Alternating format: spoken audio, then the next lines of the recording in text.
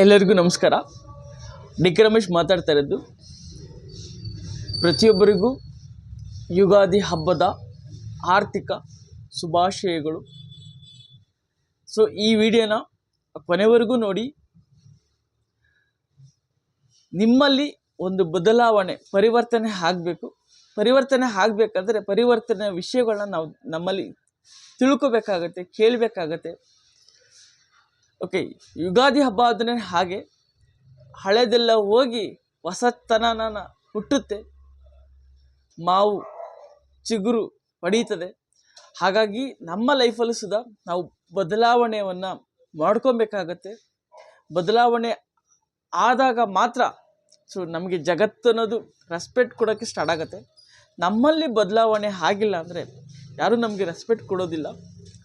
ಬದಲಾವಣೆಯಲ್ಲಿ ಎರಡು ರೀತಿಯ ಬದಲಾವಣೆ ಇದೆ. ಒಂದು ಅಂತರಂಗದ ಬದಲಾವಣೆ ಅಂದರೆ ನಮ್ಮನ್ನು ನಾವು ಪರಿವರ್ತನೆ ಮಾಡ್ಕೊಬೇಕು, ಅದೇ ನಿಜವಾದಂಥ ಬದಲಾವಣೆ.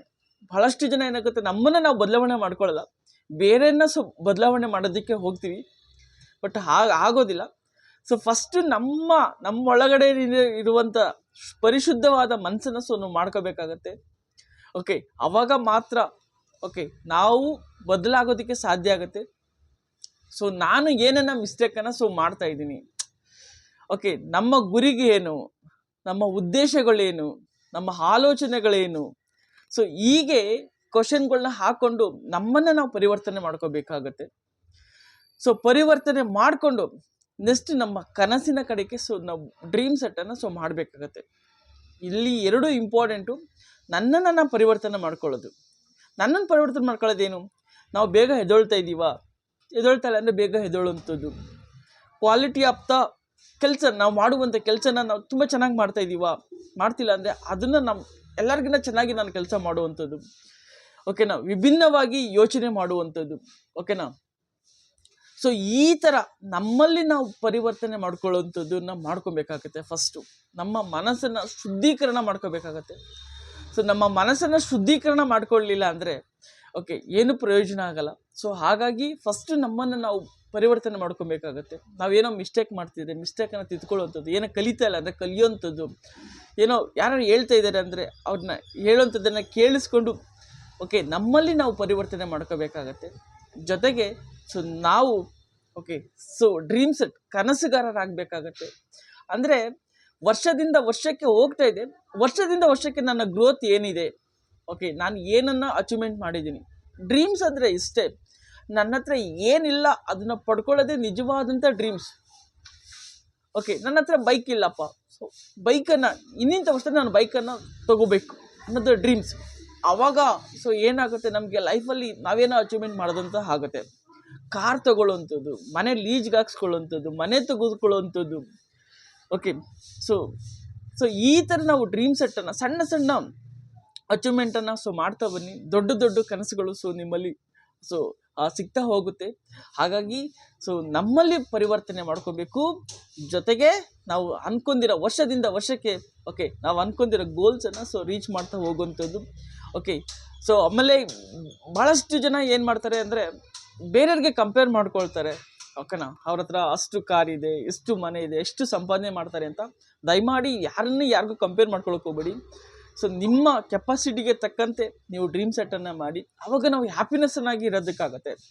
ಹ್ಯಾಪಿನೆಸ್ ಬರಬೇಕಂದ್ರೆ ನನ್ನ ಸಾಮರ್ಥ್ಯದ ಮೇಲೆ ನಾವು ಡ್ರೀಮ್ ಸೆಟ್ಟನ್ನು ಮಾಡಬೇಕಾಗತ್ತೆ. ನಮ್ಮ ಸಾಮರ್ಥ್ಯದ ಮೀರಿ ನಾವು ಡ್ರೀಮ್ ಸೆಟ್ಟನ್ನು ಮಾಡೋಕ್ಕೆ ಹೋದರೆ ನನ್ನ ಸಂಬಳ 20,000 ಬರ್ತಾಯಿದೆ, 50,000 ರೂಪಾಯಿ ಬರ್ತದೆ. 50,000 ರೂಪಾಯಿಗೆ ನೀವು ಕಮಿಟ್ಮೆಂಟ್ ಮಾಡಿಕೋಬೇಕು. ಯಾವಾಗ ನಾನು 1 ಲಕ್ಷ ಕಮಿಟ್ಮೆಂಟನ್ನು ಮಾಡಿಕೊಳ್ತೀನಿ, ಸೊ ಆವಾಗ ಏನಾಗುತ್ತೆ, ಸ್ಟ್ರಗಲ್ ಆಗುತ್ತೆ ಲೈಫ್ ಅನ್ನೋದು. ಹಳ್ಳ ಹಿಡಿತಾ ಹೋಗುತ್ತೆ. ಹಾಗಾಗಿ ನನ್ನ ಸಂಪಾದನೆಗೆ ತಕ್ಕಂತೆ ನಾವು ಕಮಿಟ್ಮೆಂಟನ್ನು ಮಾಡಿಕೊಬೇಕು. ಜೊತೆಗೆ ನಾವು ಏನು ಅನ್ಕೊತಿದ್ದೀವಿ ವರ್ಷದಿಂದ ವರ್ಷಕ್ಕೆ ನಮ್ಮ ಗ್ರೋತನ್ನು ಆಗಬೇಕು. ಸೊ ನೀವು ನಿಮ್ಮ ಹತ್ರ ಏನಿಲ್ಲ ಅದನ್ನು ಪಡ್ಕೊಳ್ಳಿ, ಆವಾಗ ತುಂಬಾ ಖುಷಿ ಆಗುತ್ತೆ. ಯಾಕಂದರೆ ಸಣ್ಣ ಸಣ್ಣದನ್ನು ನೀವು ಪಡ್ಕೊಂಡ್ರೆ ಸಖತ್ ಖುಷಿಯನ್ನು ಕೊಡ್ತಾ ಹೋಗುತ್ತೆ. ಹೌದು, ನಾನು ಪ್ರತಿ ವರ್ಷವೂ ಸುಧಾ ಒಂದು ಗೋಲ್ ಸೆಟ್ಟನ್ನು ಮಾಡಿದ್ದೀನಿ. ಅದನ್ನು ಒಂದೊಂದೇ ರೀಚ್ ಆಗ್ತಾ ಹೋಗ್ತಾ ಇದ್ದೀನಿ. ನನ್ನ ಹತ್ರ ಗಾಡಿ ಇರಲಿಲ್ಲ, ಗಾಡಿ ತೆಗೆದುಕೊಂಡೆ. ಒಂದು ಗೋಲ್ ರೀಚ್ ಮಾಡಿದ್ದೀನಿ. ಇನ್ನೊಂದು ಆ ಗಾಡಿ ಆದಮೇಲೆ ಓಲಾ ತೊಗೋಬೇಕಂತ ಡ್ರೀಮ್ ಸೆಟ್ ಮಾಡಿದೆ 2 ವರ್ಷ ಆದಮೇಲೆ ಸೊ ಓಲಾ ಗಾಡಿ ತೆಗೆದುಕೊಂಡೆ. ಯೂಟ್ಯೂಬ್ ಮಾಡಬೇಕಂತ ಅಂದ್ಕೊಂಡೆ. ಸೊ ನೀಟಾಗಿ ಅದ್ರ ಬಗ್ಗೆ ಎಲ್ಲ ತಿಳ್ಕೊಂಡು ಸೊ ಈ ಯೂಟ್ಯೂಬನ್ನು ಸೊ ಸ್ಟಾರ್ಟ್ ಮಾಡಿದ್ದೀನಿ. ಓಕೆ, ಈ ಥರ ಒಂದೊಂದೇ ಗೋಲನ್ನು ಸೊ ಸೆಟ್ ಮಾಡ್ತಾ ಹೋಗಬೇಕು. ಮುಂಚೆ ಇನ್ಸೂರೆನ್ಸ್ ಇರಲಿಲ್ಲ, ಸೊ ಇನ್ಸೂರೆನ್ಸನ್ನು ಸೊ ಮಾಡಿಸ್ಕೊಂಡಿದ್ದೀನಿ, ಹೆಲ್ತ್ ಇನ್ಸೂರೆನ್ಸನ್ನು. ಸೊ ಮುಂಚೆ ಬಾಡಿಗೆ ಮನೇಲಿದ್ವಿ, ಈಗ ಲೀಸಲ್ಲಿ ಇದ್ದೀನಿ. Okay, next so dream set ಮಾಡಿದ್ದೀನಿ, ಸೊ ಮನೆ ತೊಗೋಬೇಕಂತ. ಈ ಥರ ನೀವು ಸೊ ಸಣ್ಣ ಗೋಲ್ ಸೆಟ್ಟನ್ನು ಮಾಡ್ತಾ ಬನ್ನಿ, ಅದಕ್ಕೆ ವರ್ಕನ್ನು ಮಾಡ್ತಾ ಬನ್ನಿ. ಸೊ ಆ ರೀಚ್ ಆಗೋದಕ್ಕೆ ಏನು ಬೇಕೋ ಅದನ್ನು ವರ್ಕನ್ನು ಮಾಡ್ತಾ ಬನ್ನಿ. ಆವಾಗ ನಮಗೆ ಲೈಫಲ್ಲಿ ಸೊ ಹ್ಯಾಪಿನೆಸ್ಸನ್ನು ಸೊ ಕೊಡುತ್ತೆ. ಸೊ ಇಷ್ಟನ್ನು ಹೇಳ್ತಾ ಓಕೆ ನನ್ನ ಮಾತನ್ನು ಸೊ ಮುಗಿಸ್ತಾ ಇದ್ದೀನಿ. ಎಲ್ಲರಿಗೂ ಸುಧಾ ಯುಗಾದಿ ಹಬ್ಬದ ಆರ್ಥಿಕ ಶುಭಾಶಯಗಳು. ಭಾಳಷ್ಟು ಜನ so S L C exam ಬರಿತಾ ಇದ್ದೀರಾ. ಪೇರೆಂಟ್ಸ್ಗಳು ಮಕ್ಕಳಿಗೆ ಪ್ರೋತ್ಸಾಹನ ಕೊಡಿ. ಸೊ ಟಿ ವಿ ನೋಡೋದನ್ನು ಅವಾಯ್ಡ್ ಮಾಡಿ, ಯಾಕಂದರೆ ಎಜುಕೇಷನ್ ತುಂಬಾ ಮೋಸ್ಟ್ ಆಫ್ ಇಂಪಾರ್ಟೆಂಟ್ ಆಗುತ್ತೆ. ಯಾಕಂದರೆ ಎಜುಕೇಷನ್ ಅನ್ನೋದು ಅವರ ಭವಿಷ್ಯವನ್ನು ಸೊ ರೂಢಿಸುತ್ತೆ. ಭಾಳಷ್ಟು ಜನ ಸ್ಟ್ರಾಂಗ್ ಇರ್ತಾರೆ, ಭಾಳಷ್ಟು ಜನ ಸೊ ವೀಕ್ ಇರ್ತಾರೆ. ಸೊ ತುಂಬ ಕಮ್ಮಿ ತೆಗ್ದ ಅಂತ ಯಾರನ್ನೂ ಸುಧಾ ಭಯಕ್ಕೆ ಹೋಗಬೇಡಿ, ಅವ್ರನ್ನ ಸೊ ಟೀಕೆ ಮಾಡೋಕ್ಕೆ ಹೋಗಬೇಡಿ, ಓಕೆನಾ. ಸೊ ದೇವರು ಎಲ್ಲರಲ್ಲೂ ಸುಧಾ ಒಂದೊಂದು ಶಕ್ತಿಯನ್ನು ಕೊಟ್ಟಿರ್ತಾರೆ. ಆ ಶಕ್ತಿನ ಗುರುತಿಸ್ಬಿಟ್ಟು ಸಪೋರ್ಟಿಂಗನ್ನು ಮಾಡಿ ಎಲ್ಲ ಎಕ್ಸಾಮ್ ಬರೀತಿರುವಂಥ ಮಕ್ಕಳಿಗೆ ಆಲ್ ದ ಬೆಸ್ಟ್ ಆಗಲಿ ಅಂತ ಹೇಳ್ತಾ ನನ್ನ ಮಾತನ್ನು ಮುಗಿಸ್ತಾ ಇದ್ದೀನಿ. ಎಲ್ಲರಿಗೂ ಮತ್ತೊಂದು ಸಲ ಯುಗಾದಿ ಹಬ್ಬದ ಆರ್ಥಿಕ ಶುಭಾಶಯಗಳು. Thank you so much. So ಒಂದೇ ಒಂದು ಕೊನೆಯಲ್ಲಿ ಸೊ ವಿಡಿಯೋ ಇಷ್ಟ ಆಗಿದೆ, ಜನರ ಧ್ವನಿ ಅಂತ ಓಕೆ ಯೂಟ್ಯೂಬ್ ಚಾನಲ್ ಸಬ್ಸ್ಕ್ರೈಬ್ ಮಾಡ್ಕೊಳ್ಳಿ. ಭಾಳಷ್ಟು ಜನ ನಂದು ಫೇಸ್ಬುಕ್ಕಲ್ಲಿ ಆಗ್ತಾಗ ಓಕೆ 1,000ದಿಂದ ಹಿಡಿದು 30,000 40,000 ಗಂಟ ಸೊ ನೋಡ್ತಾ ಇದ್ದಾರೆ. ಸೊ ತುಂಬಾ ಖುಷಿ ಆಗುತ್ತೆ. ಸೊ ನನ್ನ ಕೈಲಿ ಏನು ಒಳ್ಳೆ ಸಾಧ್ಯ ಆಗುತ್ತೆ, ನನಗೇನು ಗೊತ್ತಿದೆ ಅಷ್ಟನ್ನು ನಾನು ಕೈಲಾದಷ್ಟು ಹೇಳೋದಕ್ಕೆ ಇಷ್ಟಪಡ್ತೀನಿ. ಬಟ್ ನಿಮ್ಮ ಕಡೆಯಿಂದ ಒಂದು ಸ್ಮಾಲ್ ಸಪೋರ್ಟ್ ಏನಂದರೆ ಸಬ್ಸ್ಕ್ರೈಬ್ ಮಾಡ್ಕೊಳ್ಳಿ, ಚೆನ್ನಾಗಿದೆ ಶೇರ್ ಮಾಡಿ ಅಂತ ಎಲ್ಲರಲ್ಲೂ ಸುಧಾ ಕಳ್ಕಳಿ ಮನವಿ ಮಾಡ್ಕೊಳ್ತಾ ಇದ್ದೀನಿ. Thanks so much.